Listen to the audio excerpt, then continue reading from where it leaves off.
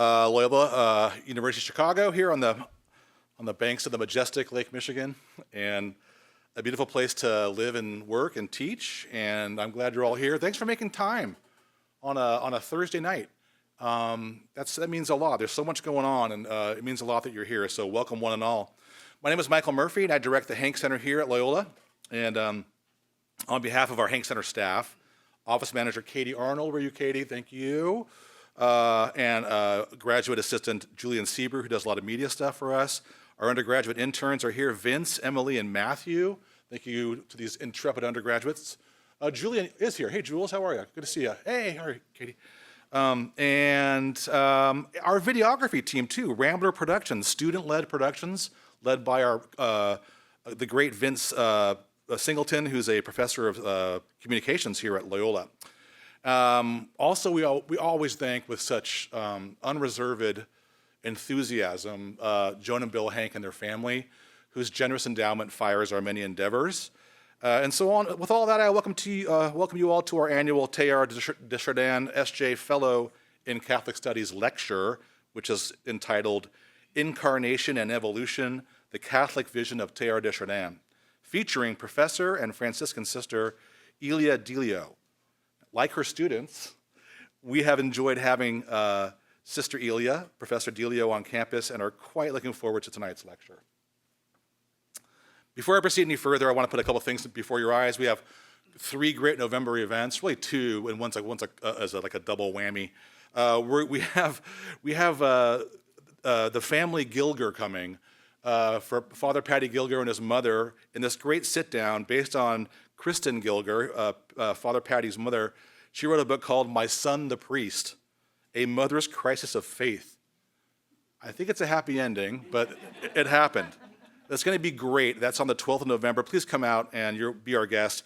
Then we have a really wonderful thing for, it works well for Ignatian Heritage Month, but but it's just something that we do in the Catholic imagination. Father Kevin Burke, great scholar, is going to be presenting on Denise Levertov, a great poet, one of the best of the 20th century. If you like this kind of thing, you'll love that kind of thing. We have a lecture on a Thursday night. Then we have a retreat based on kind of the poetry of Levertov that only Father Kevin Burke can do. And that's happening on the 22nd of November. And so now we focus on Teilhard and the fellowship and the lecture tonight.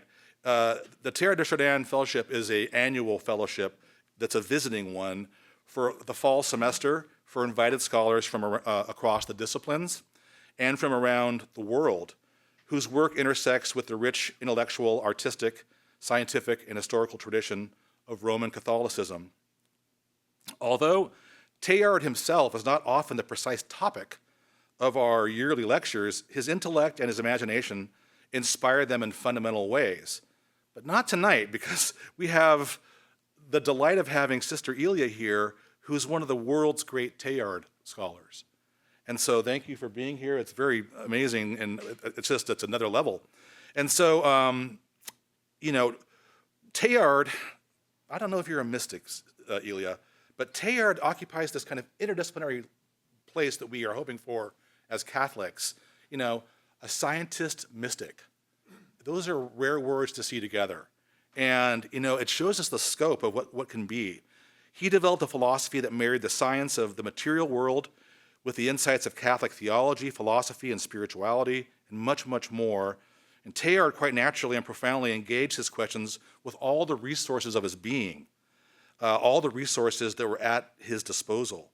And really, that kind of interdisciplinary attention is the central hallmark of the Catholic intellectual tradition. To be sure, Professor Delio's lecture draws on a Teilhardian spirit. Her whole approach to scholarship, teaching, and learning draws on this kind of interdisciplinarity that Teilhard models. It is a Catholic model, I venture to say, from its very etymology, that Greek word, katholon, that means to seek after the whole. Sister Ilia currently holds the Josephine C. Connolly Endowed Chair in Theology at Villanova University and is the author of 20 books, including Care for Creation, co-authored with Keith Warner and Pamela Woods, which won 2 Catholic Press Book Awards in 2009. First place for social concerns and second place in spirituality, and quite a book that was, or that book is. Her book, The Emergent Christ, won a third-place Catholic Press Book Award in 2011 for the area of science and religion.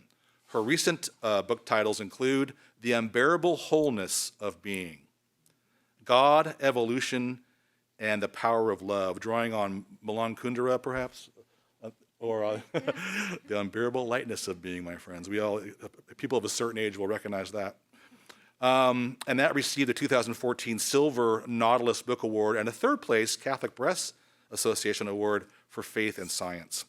Sister Ilia holds 2 honorary doctorates, one from St. Francis University in 2015, and one from Sacred Heart University over there in Connecticut in 2020.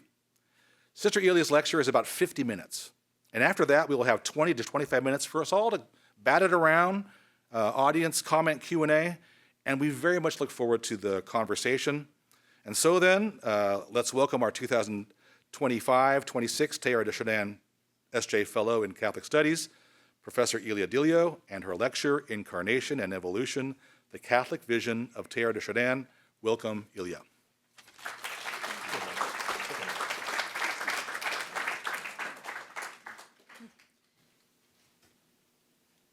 Okay, well, let's see here. Does this work? Oh, there we are. Yeah. Well, thank you very much, Dr. Murphy. I am very grateful to be here at Loyola. It's been a wonderful place to think, to write, to reflect, and pray. And I'm very grateful to the Hanks Center in particular for its tremendous support and its hospitality. They've been very gracious.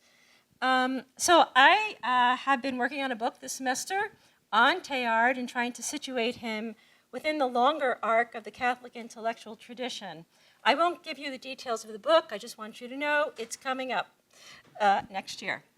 My talk this evening will be just to introduce, I think, some of Teilhard's central ideas on incarnation and evolution, and the way he saw that this really, in a sense, lifts Christianity into a new responsibility, you might say, within cosmic life.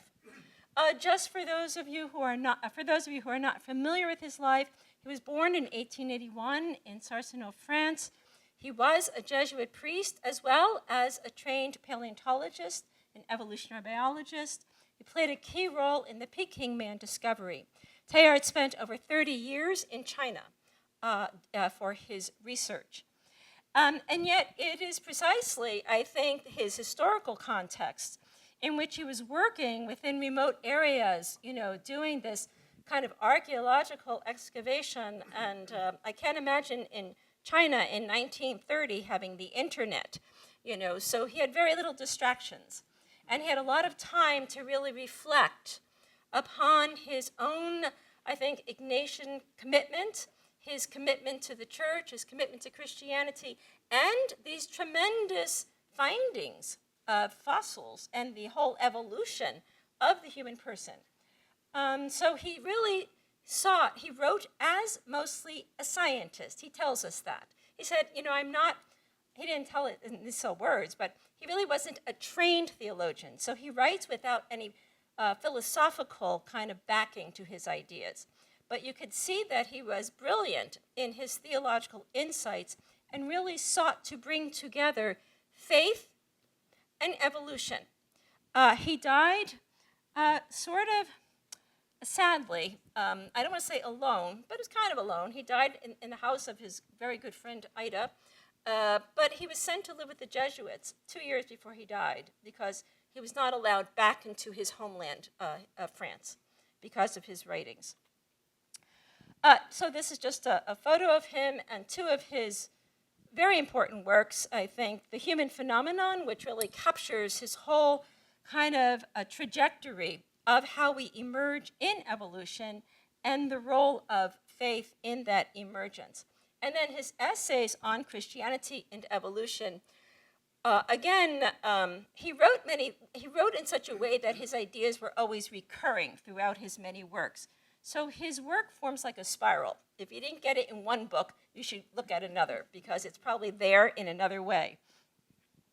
What he came to realize, actually, through his scientific studies and through his deep theological reflections, is that religion and science are two aspects or conjugated faces of one and the same complete act of knowledge. In other words, we know by way of a depth dimension within us, a religious dimension, a spiritual dimension, and we know by way of empiricism, by analysis, by being able to measure and construct. And so these acts of knowledge are not entirely distinct, Teilhard said. They are actually two aspects of the knowing mind, because that's how he saw the human person, that we are, in a sense, in evolution as a species that shows a rise of thought or consciousness or self-reflective consciousness. And therefore, this knowledge is the only one, he said, which can embrace the past and the future of evolution so as to contemplate, measure, and fulfill them. So that's an important insight that, some people refer to and others still not so sure what to do with that. But here's where it redounds. This is what Teilhard thought. Nothing holds together, absolutely, except through the whole. And the whole is the whole of God, self, mind, matter, spirit. And the whole itself holds together only through its future fulfillment. So that's kind of a guiding lens through which he writes the human phenomenon and his other works. Now, one thing that Teilhard really lamented was that the Catholic Church, he was writing between, say, 1915 and 1954, 55. So you can imagine with the rise of modernism at the turn of the century, with the First World War, the Catholic Church consolidated its power and therefore took a rather conservative stance with regard to modern science. It was a little bit suspect of modern science and held it at arm's length. The Church has never denied modern science because of the Incarnation. In other words, it takes matter seriously. And yet, this relationship between science and religion has been and continues to be somewhat conflicted within the Church. So this is what Teilhard recognized. He said, we still have many many medieval principles, especially in terms of metaphysics or our concepts of our philosophical concepts of being, but the world itself has vastly changed. And so, what's interesting is the last three popes have also really called the Church to reconcile itself, theology, with modern science. The famous letter by John Paul II to Father George Coyne, who was the director of the Vatican Observatory at that time. John Paul says, science can purify religion from error and superstition. Religion can purify science from idolatry and false absolutes. Each can draw the other into a wider world, a world in which both can flourish. More recently, Pope Francis really called our attention to science. And he says, an important step to avoid remaining immobile, anchored in our certainties, habits, and fears, is to listen carefully to the contribution of areas of scientific knowledge. In listening to scientific knowledge, we realize that our parameters regarding anthropology and culture require profound revision. So I found that very, very insightful. Now, as Dr. Murphy mentioned in his opening remarks, the word Catholic is not peculiar to us. It's not like, yay, we won the lottery, we're Catholic. Rather, it's a word that was invented or coined by the Greeks, especially as they moved into a new awareness of the cosmos with its multidimensional height, length, depth, and volume. And so it was a sense of a whole, a new sense of the whole that the Greeks perceived.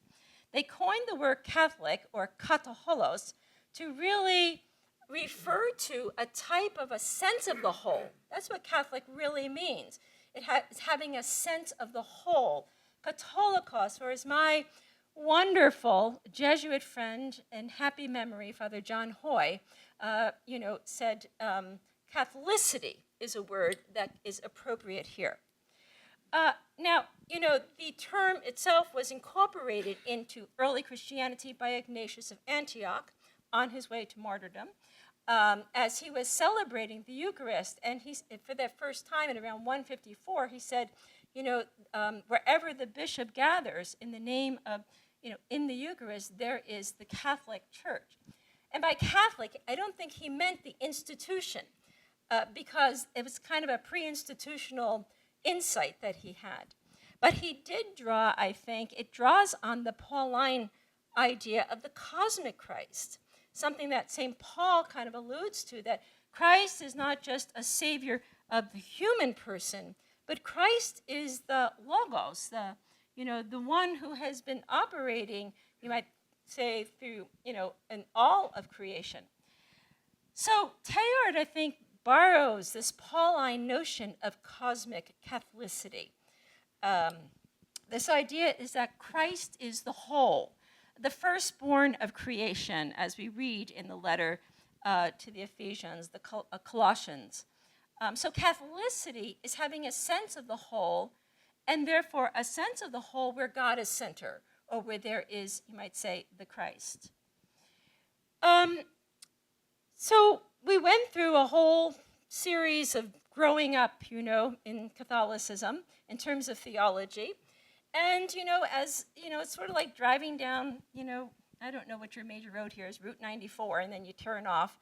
And there was a sign that said, Greek metaphysics will help you. Stop here.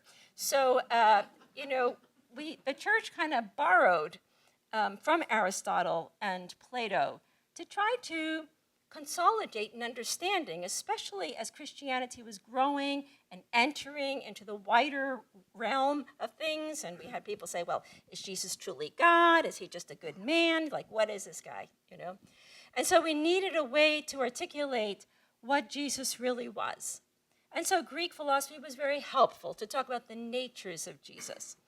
And, we come to Thomas Aquinas and his beautiful mind, his very, mathematical, structural mind, conceiving a whole creation of structured and logical order. And it worked for many, many, many years. In fact, it still works today in some way.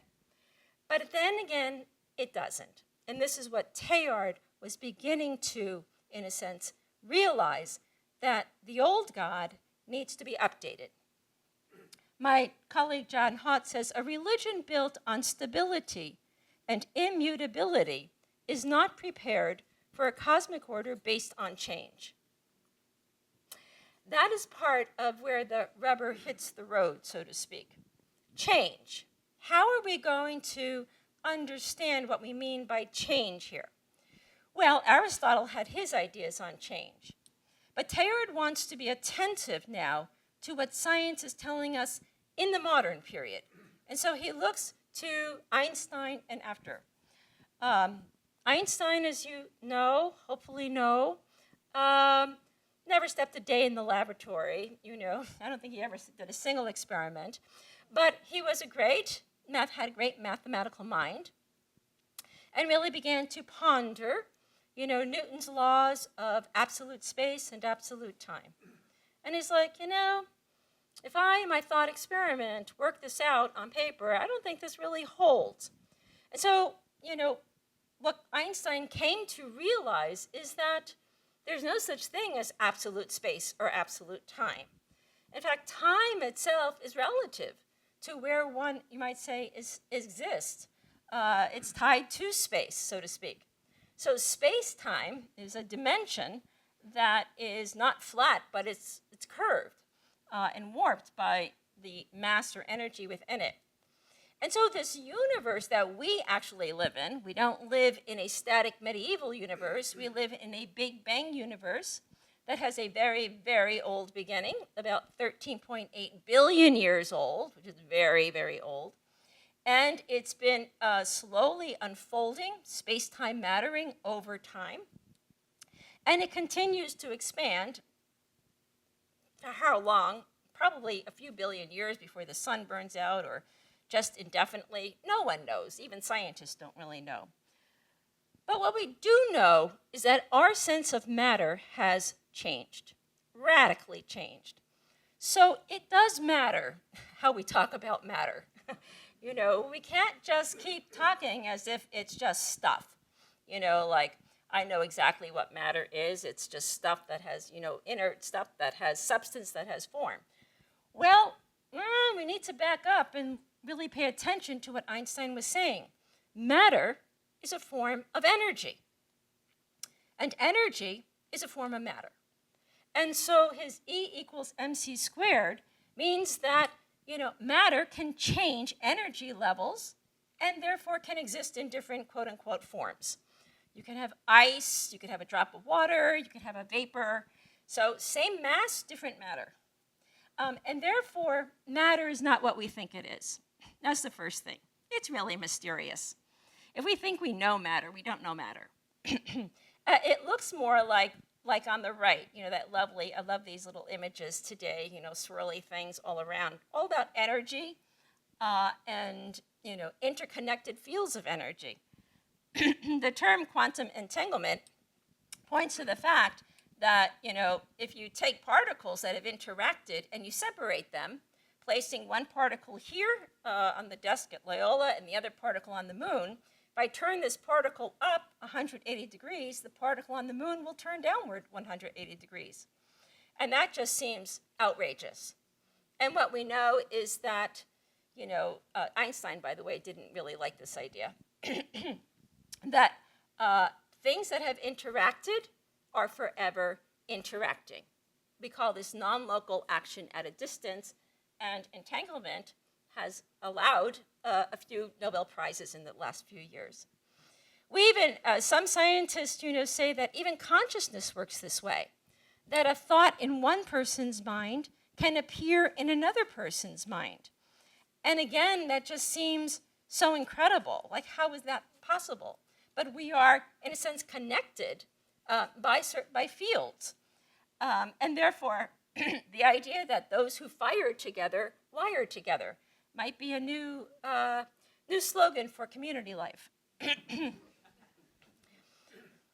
What we do realize now in the world of quantum physics, especially in this new understanding of matter, is that quantum physics, by the way, there are about 28 different schools of quantum physics. So, you know, what I'm giving you is the Copenhagen school, what Niels Bohr advocated. I think it makes a lot of intuitive sense. It's one reason I like it. But as Max Planck said, you know, consciousness is needed for matter to come into existence. In the quantum world, energy just exists as fields of potentialities. But in order for a potential to be actualized, there needs to be an act of consciousness, a determination, in other words. So Planck says, I regard consciousness as fundamental. So we don't begin with matter, we begin with mind. And then he says, I regard matter as derivative from consciousness. We have had matter-mind, and Planck is saying, no, it's mind-matter. We cannot get behind consciousness. Everything we talk about that we regard as existing begins with consciousness. Now, no one knows what consciousness is. I mean, scientists are grappling with, again, many, many different theories. Is it something we have, we humans? Is it something that this table has?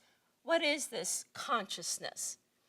I think the best we can say it is, at the minimum, a flow of information or a field of awareness that many scientists more and more are beginning to say that consciousness is throughout every level of cosmic biological life. It's not just something that we humans have. That was very influential on Teilhard, who really developed his ideas of mind and matter as one whole. Mind and matter are not two separate things. They are two aspects of one whole. So you can't separate them in any way, which means he would be against any kind of binary thinking, any kind of dualistic thinking.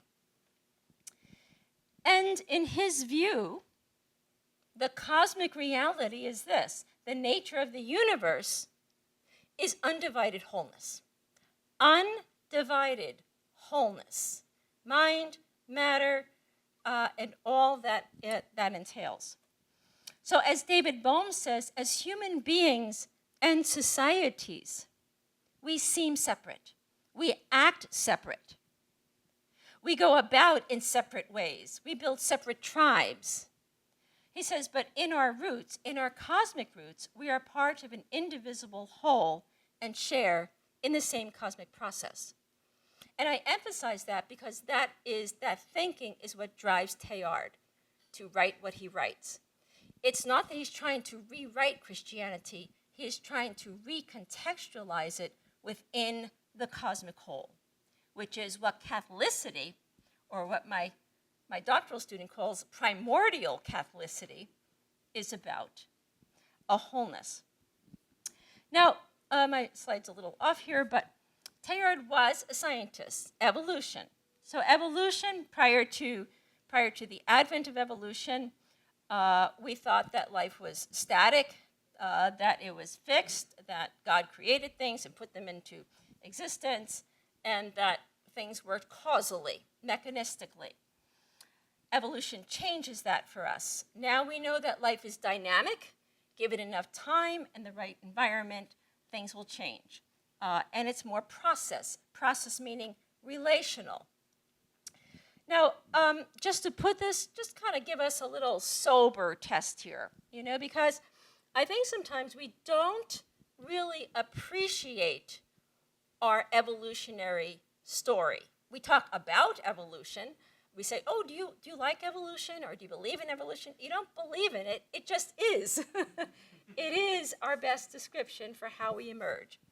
So imagine an encyclopedia, 30 volumes, and each volume has 450 pages, and each page is 1 million years. So the first volume would be the Big Bang, and then 20 volumes later is Earth. So what was happening in cosmic life before, Earth? Well, all sorts of stuff just wasn't here. Volume 22 is life on Earth. And then you go to volume 29, which is the Cambrian period, large animal, those kind of brontosaurus type things. And then dinosaurs here in volume 30, which is our volume, go extinct on page 385. Now, I have to tell you, I was in I was in Pittsburgh Airport one time, coming down the escalator, and there was this huge skeleton of a brontosaurus. And I'm like, that can't be my relative, that's just impossible. So it's just hard to get your head around these things, Volume 30, mammals, appear on page 390. Really? I mean, whales and elephants, And volume 30, page 450, which is our story, the human person emerges as the last line and the last two words, human person. Now, here is the reality of this story. We are not, there's no period, there's no thank you for reading this book. You can buy it on Amazon. There's no, appendix. We are in evolution. That is our reality. And that's what Teilhard was trying to bring home to us over and over and over. And we just can't get our heads wrapped around that. We're pretty sure we've always been this way, and things will always be this way. And I'm saying stick around, and things will change. So evolution, as Teilhard really began to realize, he was not really Darwinian. He did not favor Darwin's evolution. He favored the way Henri Bergson described creative evolution. There's a vital, an impulse within evolution, in a sense, animating and pushing it on. What we can say is that, in fact, what many biologists will realizing today is that natural selection and adaptation have a limited value here, but the greater driver of evolution is complexity.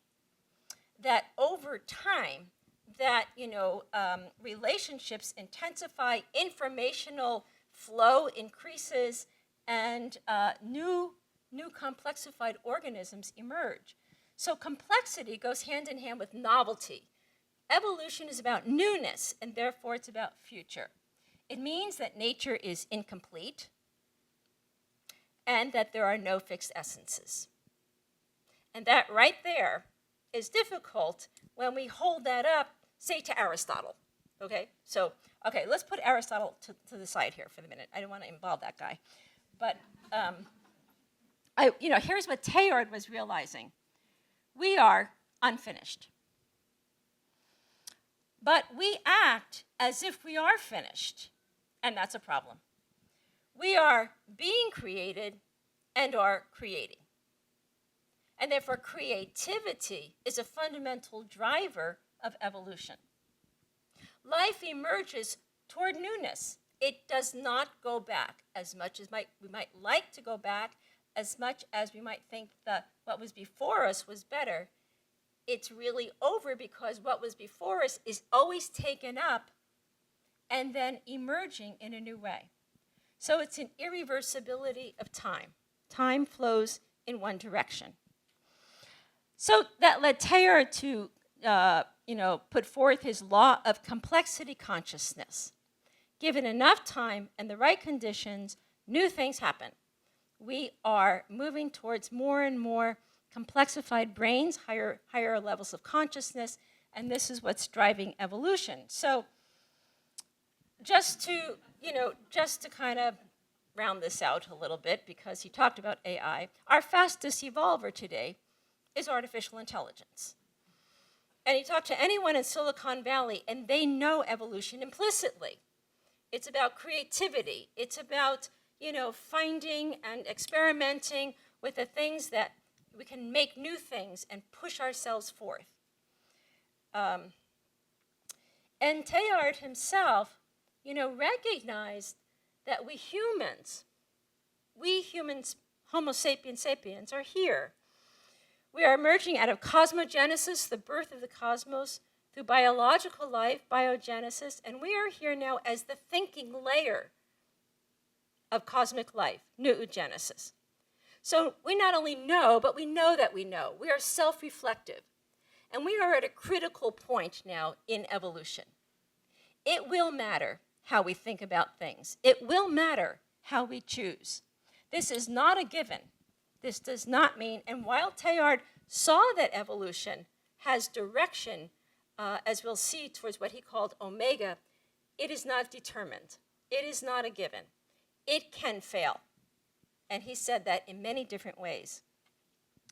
So this is where he begins to reflect now, what is empowering evolution? What is driving it towards more complexified life? Why is consciousness rising? He posited first what we might call a principle within evolution, what he called omega, a source of a centrating presence of love, what he calls a divine energy, a presence of divine energy of love. And he sees omega as within every single thing that exists. Every atom, every lepton, every cell, everything has this, and I think of omega almost in this way, like a factor that centrates and you might say guides the organism towards more life. Now, what's interesting is that he brings his notion of omega together with what he sees as a prime energy in evolution, what we might call the primacy of love. Now, love here does not mean a human emotion. It does not mean a sentiment. It is not what we do. Love here is referring to a cosmic energy. So it's an energy first that is both radial energy. In other words, it's an energy that draws the organism or the cell towards something more. There's a moreness there built in. But it's also an energy of attraction. And any scientist will tell you, we can tell you how things come together. We can't tell you why they come together. And therefore, this idea of attraction and transcendence was what comprised Teilhard's notion of love. Now, what is so interesting is that Pope Leo just issued his new apostolic exhortation, De Lexite, on love. I have loved you, referring to Augustine's notion, late have I loved you, beauty ever ancient, ever new. And while that is beautiful, it's very inspiring, Love has always inspired us, but you don't have to be Catholic to love. I mean, Jews love, Muslims love, even secularists and atheists love. So love is a universal phenomenon. And there's something about love that speaks to every person that exists, whether religious or non-religious. But Christianity does have a particular, you might say, a particular call to love, based on the New Testament and Jesus' own example of that love. But I think Jesus' example of that love was not just a human goodness. I think he was driven to that love by Omega, by a presence of God within his own life, an awareness that love was seeking to break through into this world and move us to a new level of existence.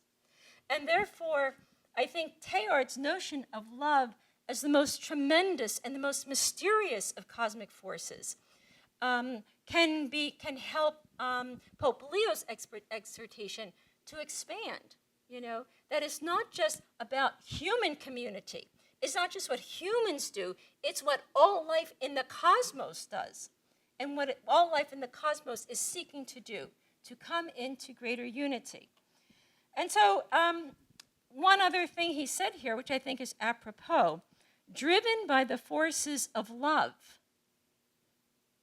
the fragments of the world are seeking each other so that the world may come into being, driven by the forces of love. Does love drive us? Does love drive everything that exists? If you talk to a scientist, an engineer, anything that we do, if you really are passionate, you want to discover a cure, that's being driven by love. If you want to, understand the galaxies and life on another planet, and you are passionate about it, that is being driven by love. And by doing that, you bring new knowledge, new horizons of insight into existence, and you help us move to new levels of life. And therefore, all of this to say is Teilhard really struggled. He struggled to bring all these ideas into his Christian faith. And therefore, he wrote in an essay, what a neo-humanism, a new humanism that looks to the future must have is nothing less than a profound Christianity, but rethought to fit the new dimensions of the new world. A new Christianity. What does that look like? What does that mean? Especially since we continue to rely on the past so much. And therefore, he thought God has become too small to nourish in us the desire to go living on a higher plane.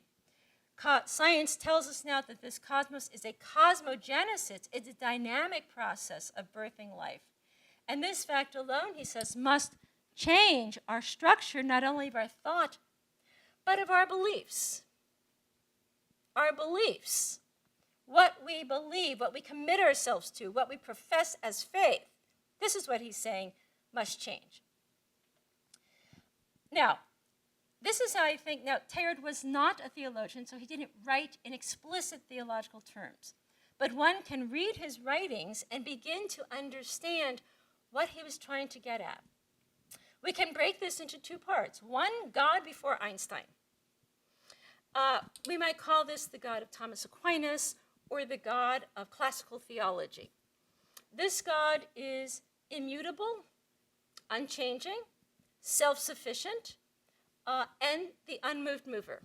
In a sense, as Thomas, defined God as ipsum esse subsistens, right? God is essence and existence itself. And therefore, God creates out of God's freedom and delight to create. So God is really related to the world, but the world is not really related to God. Thomas clearly had ontological differences, a distinction between the orders of being. And therefore, God before Einstein is timeless, lives outside time, but acting in time, absolute, eternal, perfect, all-knowing, all-powerful, unaffected by the world. And maybe we like that God. Maybe that God makes us feel good, always there for us, always present, always watching over.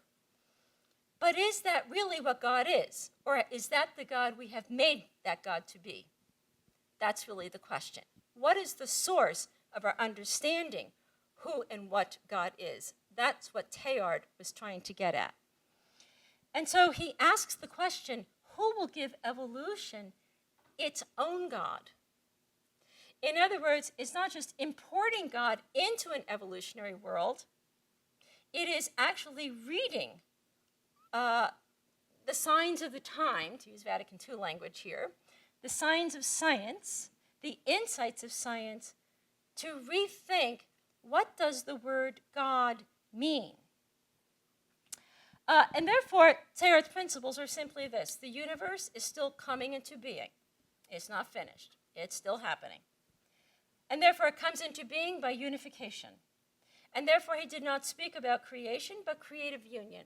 Something is taking place where something is constantly uniting, it's differentiating, it's personalizing, and yet liberating. As things come into more union, diversity increases.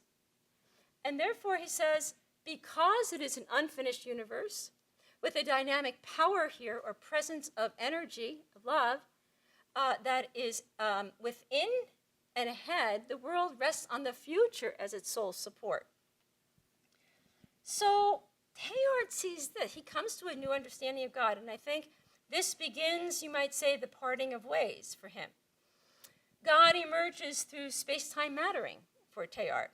God is rising up through complexity consciousness. God is participating in this process of cosmic becoming, working through natural processes, drawing creation toward a fuller realization, which means for Teilhard, God is really related to the world. God affects the world, and the world affects God. That's a process idea that is not in Catholic theology.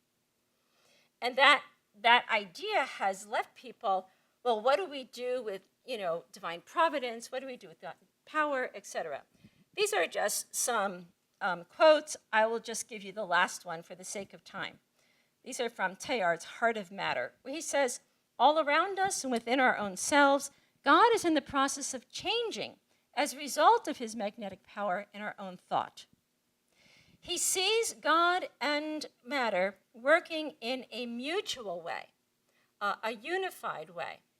Now, where does that leave God? Well, here's where Teilhard does not spell this out, but he has implicitly Alfred North Whitehead's dipolar God.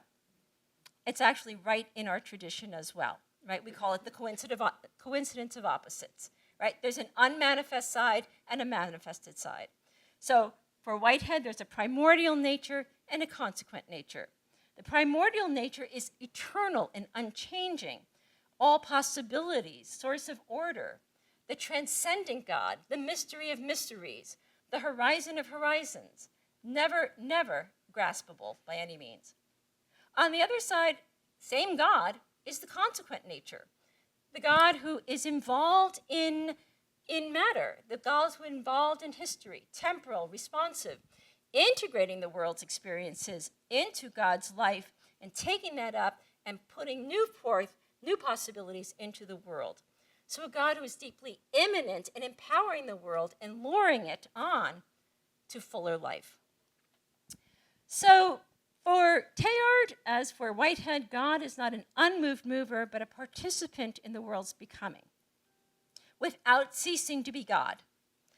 The world affects God as God influences the world, God empowering the world toward greater harmony, intensity, and beauty. And therefore, God's power is persuasive, not coercive. God invites us to more life, but cannot in any way interfere in our response. So God's perfection includes love. God grows in love, in and through the way we respond in love. And this paradigm for Teilhard is the way he begins to integrate science and religion into a new worldview. So it looks something like this: classical theism on the left with God and the universe, and process theism on the right with a panentheism, God is in the world is in God, but without collapsing these two entities or these two realities. What I like about Teilhard's process God is that it's actually more biblical. If you go back to the Old Testament, we do not have the unmoved mover. We don't have a static God. We have a very emotional God in the Old Testament, a God who is deeply in covenant, in relationship with Israel, an agapic God, a hesed, this kind of outpouring love, and like the God saying, where the heck are you, I'm giving you all that I got, and you're like, going all different ways. A co-sufferer, a companion. God is deeply relational, and that's what shows up in Jesus, right? That God of deep relationship comes into a new awareness in the life of Jesus.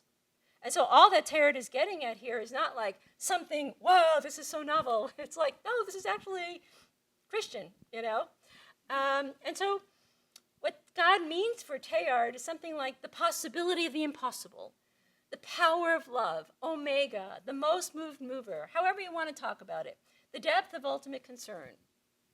Your God, and the God you pray to, is the God that is deepest within you, in your experience, right? There's no sort of objective God out there. It's the God that we, in a sense, know within before we begin to respond without. And therefore, I think this is what Teilhard gets to. He comes to this God through science. And he says, there gradually grew in me a presence, much more than an abstract notion, the consciousness of a deep-running ontological current in which embraced the whole universe in which I moved.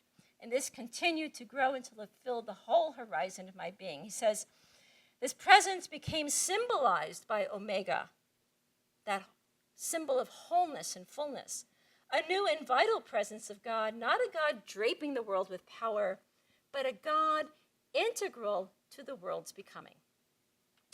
Again, Teilhard sees that God is divinity, but the universe contributes something to God that God does not have in God's own life, namely materiality, a physical side, an actualization. So evolution is not just the universe coming to be. This is the key point for him. It is God who's coming to be. And that hasn't been really part of our story.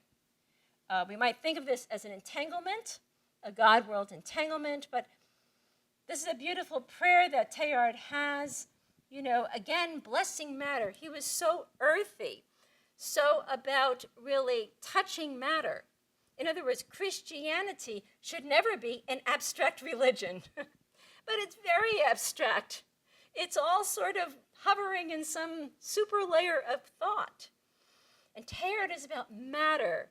You matter. In your true nature, I claim you as the inexhaustible potentiality for existence and transformation, the universal power which brings together and unite, the divine milieu charged with creative power. Raise me up matter. Raise me up Lake Michigan and trees and stars and sun. Raise me up until it becomes at long last I can, give myself in perfect chastity to embrace the universe.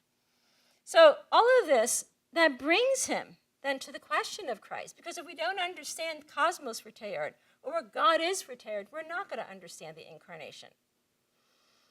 One thing we have to recognize is that incarnation now has to be discussed in a universe that is still unfinished. So understandings of salvation, redemption, eschatology, all those wonderful, courses that we take have to be rethought because it is still a process of ongoing life. What Teilhard said is Christ is the symbol and the sign in action of progress. And that, in a sense, led him to realize, yes, God is self-emptying. This power of divine love is constantly becoming element, drawing everything into a fullness of being. We take hold of God in this material world, in this physical world. That's the Christian claim. But here's the other thing. He never really spoke of Christianity as a distinct religion that was, in any way, we got the whole deal. We've got the truth all wrapped up. In fact, in his mind, Christianity was normative not of religion, but of evolution. And we can't get our heads around that until we really understand what the heck evolution's about. So he thought it's time to return to a form of Christology that takes account of physics. Imagine if we taught Christology and physics, in the same semester. It would be incredible. So God and the world, incarnation, are in the process of becoming something more together because the universe is grounded in a center of love. Something more together. In other words, God is becoming something more in union with materiality, and materiality is becoming something more in union with God. And that's what we mean by incarnation. So he says without creation, something would be lacking to God, not in the fullness of divine being, but divine union. Love is unitive.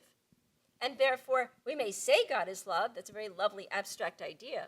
But God must be actualized as love for that to be a real statement. So God is found not apart from matter, but through matter, in a certain sense, in union with it. All of this to say is Teilhard relied, in a sense, in fact, he discovered Duns Scotus late in life. That was the Franciscan, by the way, Duns Scotus. We have to throw him in there. Scotus had this idea that whether or not Adam had sinned, Christ would have come. And he based this on the theological reason that God is love. And from all eternity, God will to love a creature to grace and glory. Teilhard discovered Scotus and said, that's the theology of the future. I felt very good about that, since Franciscans may have some hope up ahead. So Christ is first in God's intention to love. But that does not mean everyone has to become a Christian. Nothing like that. He's not even thinking along those lines. He's thinking the whole of God, love, incarnate. This is what we're about from the beginning. I think this is the letter to the Ephesians, letter to the Colossians, what we're getting at there. So he terms this Christogenesis, a birthing of Christ in this long process of evolution. Something's taking place or not. Something's taking place or something is working against it. So creation, incarnation, all these terms that we have to speak about divine love, love incarnate, actualized, brought into union through our acts, through our works, through whatever we do, and helping the world become ever the more unified in love. So, if we look at basically, where Jesus fits in here, Teilhard thought, well, he certainly is an important and essential element in this whole process, primarily because in Jesus we see this new structure of consciousness. There's something about Jesus that's radically new, or as what Larry Hurtado says, a mutation of consciousness. He was Jewish, for Pete's sake, and yet there's something there that is very different from the Jewish religion. So we find this Jewish young man with an intense experience of God's immediacy, a faith in the presence of God in his life to accept one's freedom and one's responsibility to act now out of a zest for love. Resurrection again, a death, a breakthrough to a new consciousness. You read the early lives of the lives of the early Christians. They had a deep awareness, a sense that something had broken through in Jesus. Jesus now was living in a new way, a transformed way, and then this is the way to the fullness of life. So this new understanding of consciousness meant a new sense of the self, what Teilhard calls the Christic self, coming a new sense of what it means to belong to the cosmos. So yes, Jesus is a step in this direction, but Jesus himself intuited, I'm not the end point here, right? Those who believe in me will also do the works I do, but will do greater works than these. There's sort of an evolutionary moment, even in Jesus' own words. So we are co-creators, right? We are part of an immense process We're part of this cosmic process of life that demands our commitment to it. New wines, however, must be put into new wineskins. And I think what Jesus was trying to get at, but Teilhard as well, is we need new wineskins. Christianity cannot keep going with the same old wineskins and just putting some new wine into it. It ain't going to work. It's going to drip out. So, just briefly, there's a resonance between Teilhard and Carl Jung in the sense that God needs us to become whole and complete. What does a whole and complete God look like? That's always a question. Well, what does that mean for us?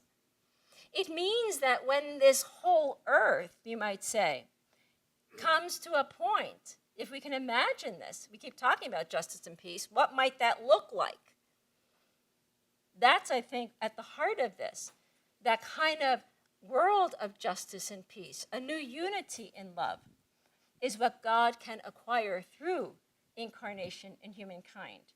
Because God and human are in this entangled state and therefore bound up with one another. Which means we can abort this process as well.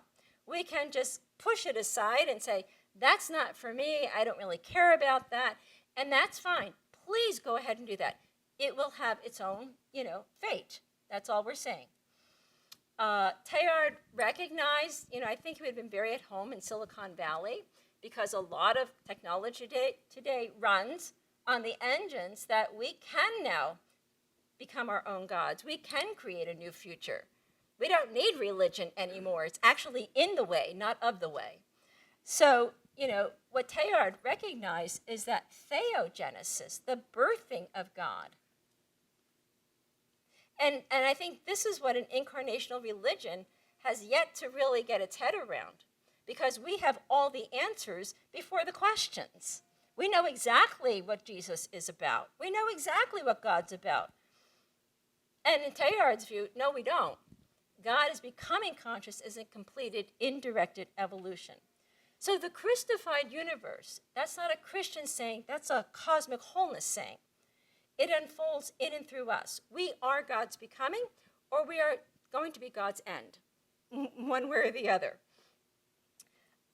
Sin, Teilhard did recognize a place for sin, is living in the exile of unrelatedness, the resistance to becoming part of a whole, the resistance to being interconnected or deeply connected. Teilhard thought that love alone is capable of uniting beings in such a way so as to complete and fulfill them, because it takes what's deepest in them and joins one to the other. I think Pope Leo's encyclical, his exhortation, moves in that direction, but it has to be expanded now in a much deeper way. Teilhard thought if something will explode if we persist in trying to squeeze into our old, tumble-down huts the material and spiritual forces that are now on the scale of the world, and we might add a rapidly evolving world with technology. It's moving at such a lightning speed, we can't keep up with it, quite honestly. And he thought, in the future, the only religion possible is the one which will teach us in the very first place to recognize, love, and serve with passion the universe of which we are a part. Technology is speaking to me here. So, again, opening ourselves up to the creative act, making our way through the earth, in communion with the earth, is a communion with God. Faith in God is faith in the world. And for Teilhard, it's faith in one another as well. And that kind of just leads me, to his famous saying, someday after mastering the winds, the waves, the tides, and gravity, we shall harness for God the energies of love. And then for the second time in history, we will have discovered fire. This is just a very brief video clip, I think, that done recently that just gets at Teilhard's passion, the passion of what Teilhard was about. Someday, after we have mastered the winds, the waves, the tides and gravity, we shall harness for God the energies of love. And then, for the second time in the history of the world, we will have discovered fire. He is a Jesuit priest, and yet he's a scientist and a paleontologist. Teilhard de Chardin said we need a new God. What happens is a switch around when he discovers evolution. You can well imagine how strong was my inner feeling of release and expansion when I took my first, still hesitant steps into an evolutionary universe. When one enters the battle zone, one is no longer the same person one was before. He must promise to never write anything against church teaching. The general will be obliged to take the necessary measures to avoid such regrettable deviations in the future. And he says, Jean, we have to go only a little bit beyond the frontier of everyday appearances in order to see the divine welling up and showing through. This man has given us a vision of hope that really is hope and not pipe dreams. And that is the stuff of prophets. That is the stuff of people who change the world.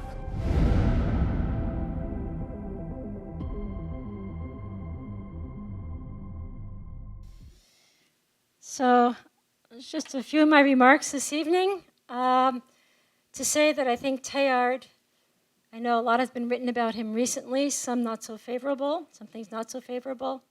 I think it's very unfortunate. He has to be seen within the scope of his very broad ideas, but he is calling Christianity into a whole new level of existence. If this religion is to continue on into the future and play some role in the healing and hopefully uniting of planetary life. Thank you.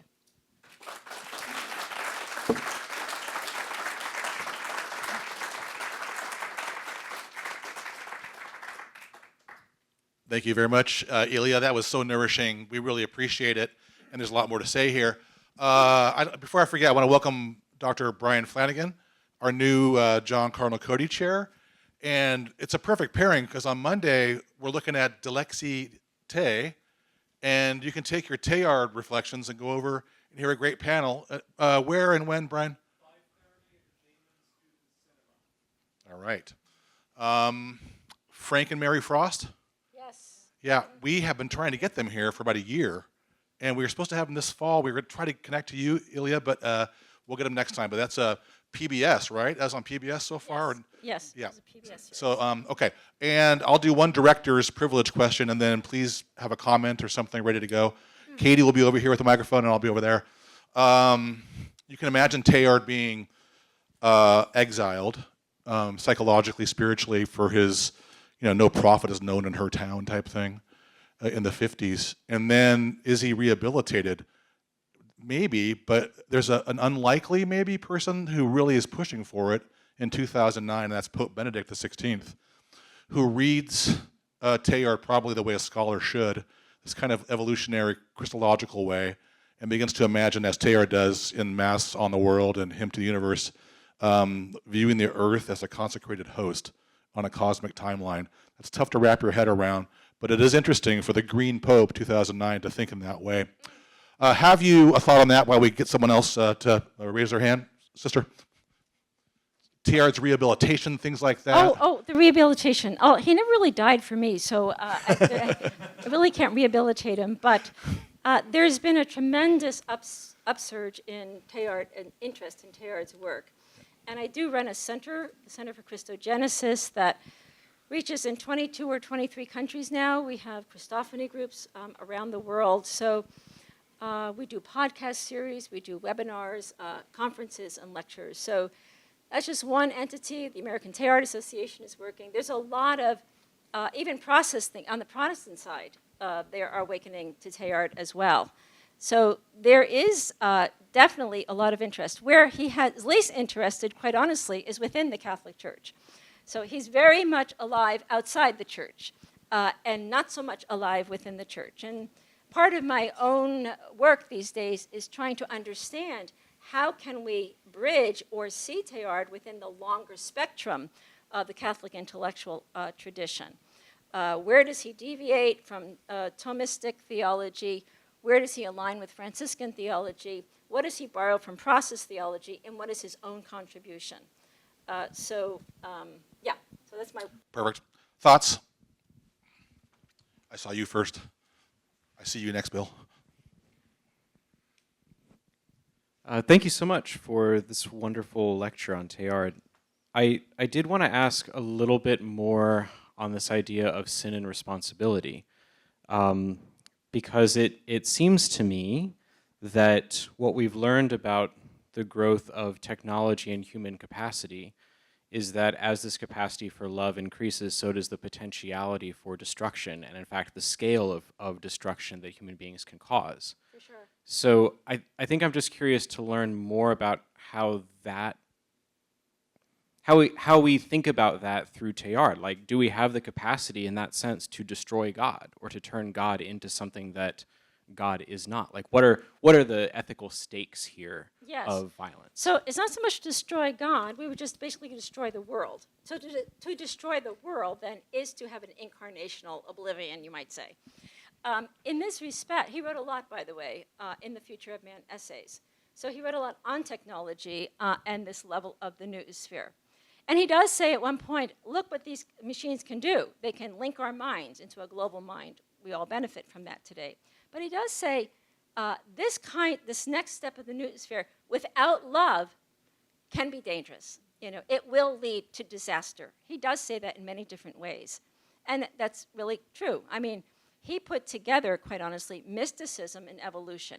The interior life, interiority, or the withinness of things, must correspond to withoutness. So we move towards more unitive love when we are more united within ourselves. So prayer, good works, all those good things, that help build the spiritual life. That was very much in Teilhard's thought. So he didn't have this kind of willy-nilly idea that just we should build technology and we'll move to the next level of evolution and cool, all be well. No way. He saw the possibilities of even technology leading us astray. So, yeah. Thank you. There. I want to thank again Bernadette and Paige. We're on camera. Thank you. Bill, you have a thought? Thanks very much. On the way up here, I saw some kind of a sign or revolving on the screen about a Ricci program for Loyola. And a reminder, I think taking students to China reminded me, Matteo Ricci, and the Jesuits' connection with China that goes way back. Yes. And a couple of years ago, I was involved in a session at the Catholic Theological Society of America, and one of the presenters was also a Chinese, and she was talking about the great impact that Chinese thought had on Teilhard de Chardin, and then through him on Thomas Berry and so on. And I'm just wondering if you could say something about the relationship between Chinese thought and practice and so on, and Teilhard. And I say that in part because of the role of China today. Yeah, thank you. So I had a student, actually, a graduate student from China in the last few years who was a geologist by training. So he said in China, they knew Teilhard very well, but only as a scientist. He didn't even know he was a priest, no less a Jesuit. So Teilhard, was he influenced by, how was he influenced by Chinese culture and religion? I think he was, he had a lot of good friends, and his colleagues were Chinese, that we know. But he never writes a lot about the influence of that culture on his thought. He does tell us at one point he was influenced by Hinduism, by Buddhism. He was, he felt an attraction to that. And where he felt, you might say, it was not helpful, he thought it was too acosmic.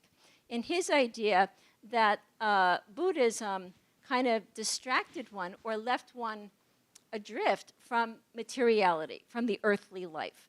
And so he held it kind of at arm's length. And it is kind of sad because he didn't really explore Buddhism to any great length. He had in mind the way Christianity was so deeply earthbound and material and evolutionary, he didn't allow room, that other traditions might play a role in these. But that China might have an influence on his thinking overall, I think that's very true. The only one I know who's written on that is Ursula King in her Teilhard and Eastern Religions, but nothing to any great critical depth. So, thanks. Thank you, sister. Thank you, Bill. I always want to encourage students, so don't be bashful. I know it's hard to say, but you're a student. I'm not a student. We're all students. Is there a student back there? Yeah, okay. Sorry about that. I'll get back to you, okay? Yeah, thank you. Thanks for your enthusiasm.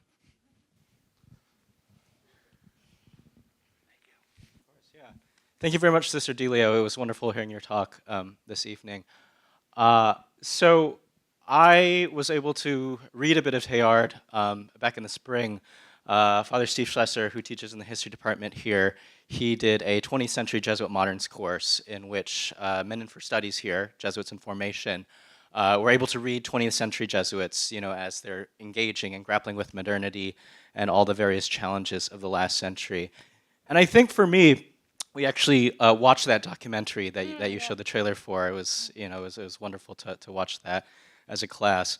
I think for me, one of the hardest things to kind of learn about his biography and his work as a Jesuit scientist and writer was kind of the extreme friction that he had to really deal with in his Jesuit life. Yes. Friction with the French province, friction with his provincial, and then later on, Father General Janssens in Rome, and then Rome itself.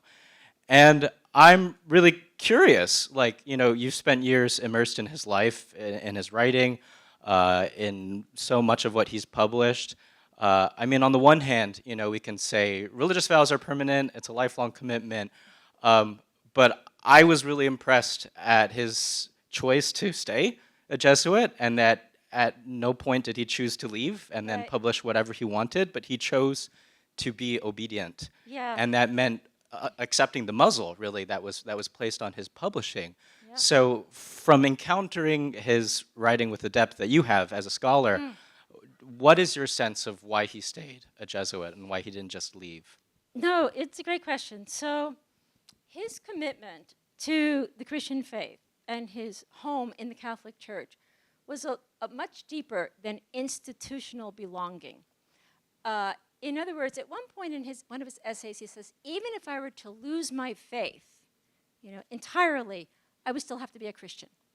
In other words, Christianity was, what he saw in Christianity were the principles of evolution itself with God at the heart of it. And therefore, he thought, it's not just a matter of I'm a Jesuit and I should stay here. Many of his friends said, why are you staying? Since he was not allowed to publish any of his spiritual writings, he was prohibited really to live freely where he wanted to live. And honestly, the Jesuits were quite harsh on him. But it was about this institutional, maintenance, not to rock the boat because of ties with the Vatican and all this kind of stuff. Teilhard he did not think in institutional terms. I think that's the one thing we can say. He thought in organic terms. He thought in God-centered terms. He was deeply committed to a God who was immersed in the material world and rising from this world into new levels of consciousness and action. And that's the God that claimed his heart. And that was what Christianity is essentially about. The incarnation is not just an afterthought for him. It's not just something he could dispense with. It was the very blood of his own life. And therefore, to remain a Jesuit was to remain a Christian for him. The Ignatian spirit of finding God in all things and how he was steeped in that own spirituality. He also had a great devotion to the Sacred Heart. You probably know, so he saw that he had this kind of Catholic sensibility. And yet he was, in his own mind, he brought this together with a universe of energy and matter and change and moving towards something. And so the Christian faith was indeed what his passion and life was about. So he had no other option, in other words, but to remain committed to the church and as a Jesuit. Beautifully said. Thank you. Thank you. I have a couple in my.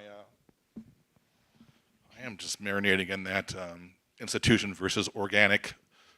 That's something. I think we all think we're being organic, and we make institutions, right? And there's something about their corruption and their degradation that. But organic things also fall apart. He had a lot of ideas about, kind of bringing the church into the Catholic Church. I have a whole chapter on this, by the way. Into a new, into reframing it within an evolutionary world. He spoke of the church. You have to think of the church as a body, as a living body. Okay, I'll let the other questioner. Well, no. Oh, you want me to continue? No, I'm sorry. I didn't interrupt you. I'm just totally. So the body, a living body, it's easy for us. So he thought in terms of biology has a taxonomy. So you move from genus and species up to phylum. Well, he thought of the church as a phylum, a new level of Christified life, and it's very consonant, I think, with what the New Testament calls us to: a new way of thinking, a new mind, a new heart. So it's not just the same person that you just might have another thought about God today. Is that everything about us is existentially shifting. We come to a new level of conscious being in the world. That's great. Julian. Yeah. Thank you, Sister Ilia, Oh. so much for the fascinating lecture. I've got so many questions, I guess, about this omega and the love force. It's fascinating. But I guess the one question that I would ask is, does Teilhard write much about the Spirit, about the Holy Spirit? Because especially when you're talking about Christ having something within him, right. This kind of, if there's an energy or a force, and then you also mentioned martyrs as right. well, I think, and maybe a continuation of this. Does he talk about, because that sounds almost like the Spirit, the Holy Spirit in him. So in this classical language, does he write about that? Right. So good question. So he has no formal pneumatology, all right? So he never really, in fact, he never uses the language of Holy Spirit. So for one thing, spirit is the upper portion of matter. It's the energy portion of matter. Matter and spirit are two forms of the same reality. And so he sees that all matter is becoming spirit. That's, one thing. So God's spirit and created spirit, he doesn't really make a formal distinction in that way. So we can't talk about the Holy Spirit at work in Teilhard's vision. It is a spirit of love, you might say, an entanglement of divinity and humanity. And I think the one thing he kind of implicitly pulls out to us is we've separated these things in formal ways, and we categorize them. But the deeper reality is they are two aspects of the same reality, of the one whole. That's what we mean by entanglement. And therefore, he speaks a lot about spirit, a lot about, matter becoming energy, matter becoming spirit, spirituality rises. And he sees that spiritual rising as accompanying a shift in consciousness. And that means a shift in seeing the world, being in the world, choosing for the world.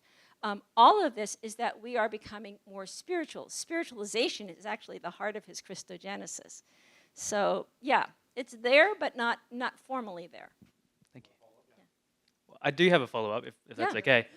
So if I'm kind of hearing you correctly, I guess what I'm hearing is that if we think of the Holy Spirit maybe in classical language as a person and these three categories or persons of God, so we've categorized the Holy Spirit, and this is maybe something that's different or maybe gets in the way of thinking about matter moving towards spirit, then the other kind of comparison I had to maybe classical theology is thinking about the Trinity itself and maybe the love or the force between the persons of the Trinity. Is that maybe another way to think about Omega? No. I mean, I do appreciate your question, and I understand where you're coming from. So one thing with Teilhard, he used language, he coined language. So what he's trying to bring home to us is we have to think in dynamic terms. Even theology needs to recategorize how it's thinking about in dynamic terms. So he didn't talk about Trinity.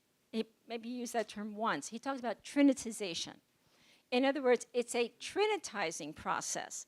He didn't talk about love per se. Well, he does talk about love, but he calls it amorization and amorizing. So he verbs everything.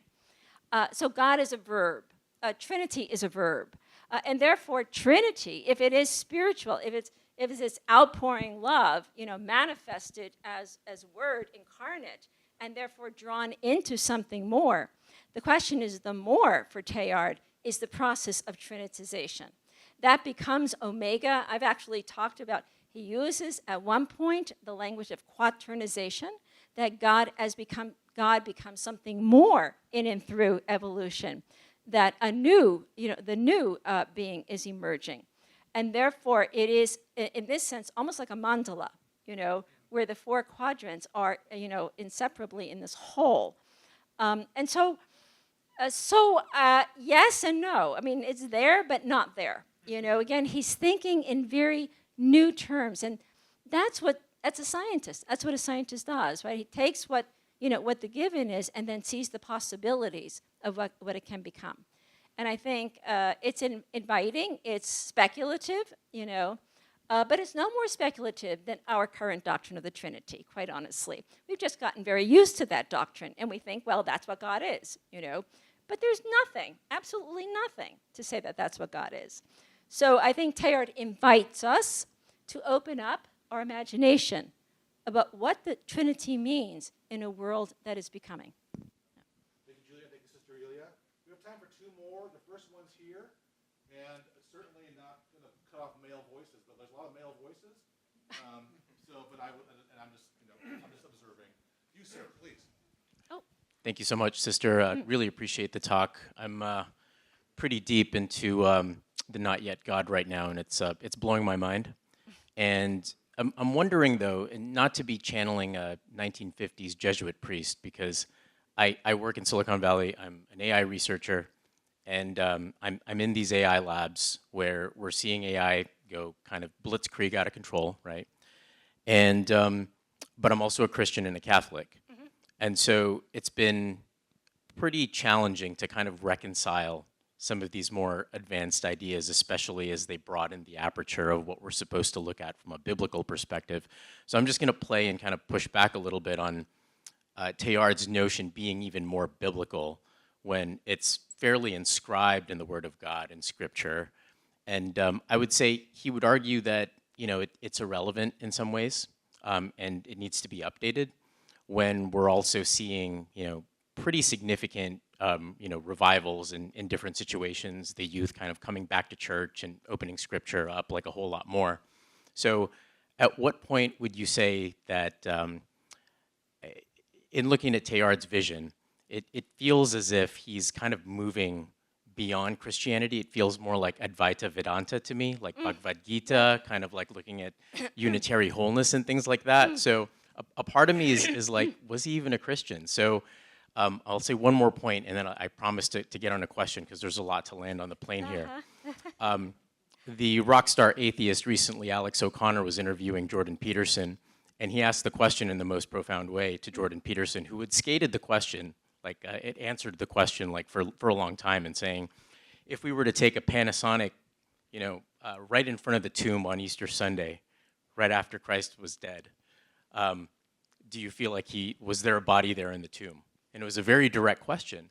And so I guess my question to you is, do you feel like, when you're dealing with panentheism and pantheism and panpsychism, do you feel at all uncomfortable that it is moving quite away from kind of more of these biblical notions of Jesus itself? Are we essentially throwing the baby Jesus away with the bathwater? Yeah. Well, again, it's how we read Scripture. Teilhard was not a literalist, neither am I. And so Scripture is replete, full of spiritual meaning. In other words, the words themselves hold out meaning for us, but that meaning is always interpreted. So, in terms of where we find ourselves in history, what we understand from culture, how we understand ourselves. And I think Teilhard was doing something similar. Was he post-Christian? Actually, I think he would see himself as truly Christian. I think what he would say is that what we've had up till now has been something of quasi-Christianity. in other words, put it this another way, he doesn't feel that Christianity has really come into what it's really meant to be, and that is a religion of evolution. In other words, it was never really, in his view, he doesn't say this in so many words, but he looks at what's governing this whole process. So you have to think this whole evolutionary, 4.2 billion years on Earth, and then all of a sudden, religion emerges in Homo sapiens, right? It doesn't emerge like, oh, there's God. It emerges as kind of a spirit in nature, archaic religions, right? And so, we have indigenous spiritualities, what you were talking about before, the interconnectedness of spirit and matter and community. And then, oh my gosh, we have another blip in consciousness, and we have a sense of the self. So it's the emergence of the self that comes with the emergence of the one God, right? Monotheism. And therefore, in Jesus, we have the sense of, oh no, this one God is, in me. And so we have another split. And that's what Teilhard's saying all along the way, that something's going on here in this so-called religion of Christianity that aligns very well with the principles of evolution.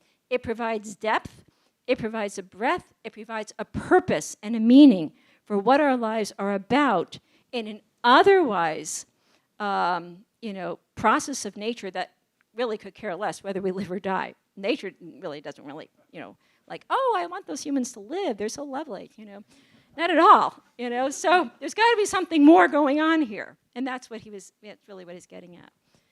That's just wonderful. Last question. I see Gavin over here, a student. Gavin, how are you doing in your classes? Good.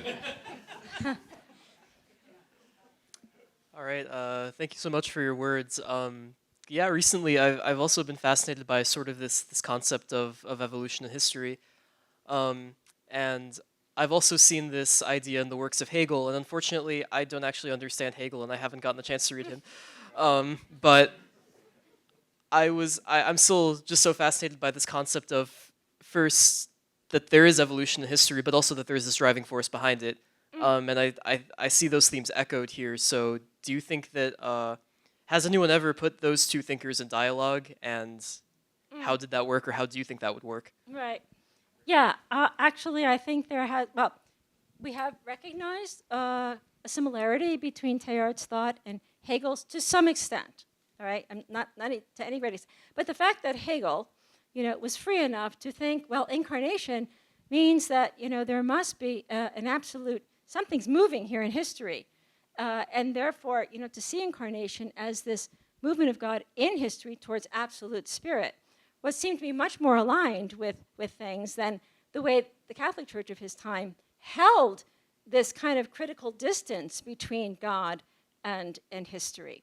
And so, I find the German idealist thinkers, the philosophers, what I have actually written on is a resemblance between Teilhard and Schelling, because Schelling himself has a whole theogenesis, that God is, and so he speaks of evolution as divine self-realization, which is in a sense what Hegel was getting at as well, that evolution is not just about natural life, it's about divinity. It's about God, in a sense, becoming, which uses Teilhard's language, God becoming what God is really, could be. So, there is a similarity, but even there, I think, so what? So Teilhard is also, close to Panikkar, who would also see, another kind of relationship. All of these thinkers through history, resonate somehow in Teilhard's vision, but he himself is distinct, I think, in how he puts it all together. So yes, you could write a paper probably on Hegel and Teilhard. It'd be very good. I'd like to see that. But you could also see the differences if you did a critical study between them. Yeah. So. Thank you so much. You're welcome. We'll give the last word to Teilhard. I just have this right. I have some quotes in my head from Teilhard. The world is round so that friendship may encircle it. I think we can get behind. This sounds like a Hallmark card, but no, you could do that. Hey, Sister Ilia, that was just outstanding. Let's show our appreciation for Sister.